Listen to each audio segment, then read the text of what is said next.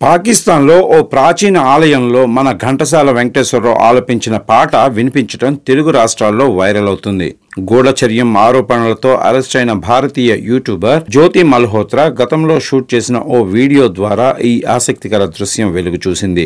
ఈ video YouTube లో చక్కర్లు కొడుతుంది. సంబరంగా షేర్ చేసుకుని మరీ చూస్తున్నారు సంగీత ప్రియులు. హర్యానాలోని హిసర్కి చెందిన 33 ఏళ్ల జ్యోతి మల్హోత్రాకి సోషల్ మీడియాలో మంచి ఫాలోయింగ్ ఉంది. ట్రావెల్ విత్ జో పేరుతో ఆమెకు యూట్యూబ్ ఛానల్ ఉంది. పహల్గామ్ దాడి జరగటానికి 2 నెలల ముందు ఆమె కటాస్ రాజ్ గుడిలో ఓ వీడియో షూట్ చేసింది. అక్కడ శివాలయం, ఆంజనేయ స్వామి ఆలయాలున్నాయి. జ్యోతి ఆంజనేయ స్వామి ఆలయంలోకి వెళ్లగానే అక్కడ తెలుగు పాట వినిపించింది. ప్రఖ్యాత గాయకుడు ఘంటసాల పాడిన భూకైలాస్ సినిమాలోని రాముని అవతారం పాట అది. రాముని అవతారం, రఘుకుల సోముని అవతారం అంటూ ఆంజనేయుడి ఆలయంలో కూర్చుని ఓ వ్యక్తి పాడుతున్న వీడియోని షూట్ చేసింది జో. 50 నిమిషాల 52 సెకండ్లు ఉన్న ఈ ట్రావెల్ వీడియోలో 6 నిమిషాల 50 సెకండ్ల దగ్గర తెలుగు పాట మీరు వినొచ్చు. పాకిస్తాన్ కోసం గూఢచారిగా మారిందన్న ఆరోపణలతో యూట్యూబర్ జ్యోతి మల్హోత్రాను పోలీసులు అరెస్ట్ చేశారు. ఢిల్లీలో పాక్ హైకమిషన్ కు చెందిన డానిష్ అనే ఉద్యోగితో ఆమెకు పరిచయం ఏర్పడింది. ఆ పరిచయంతో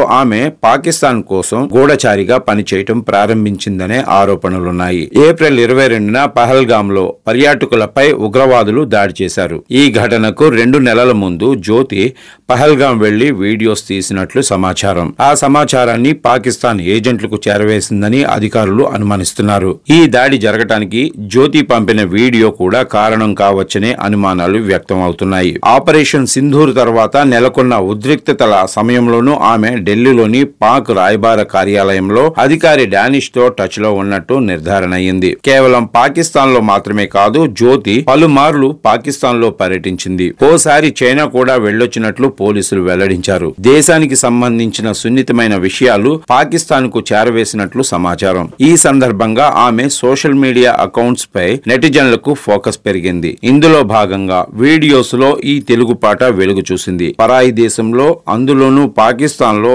ఆంజనేయ స్వామి ఆలయంలో ఘంటసాల పాట వినిపించడం తెలుగువారిని ఆనందంలో ముంచెత్తుతోంది.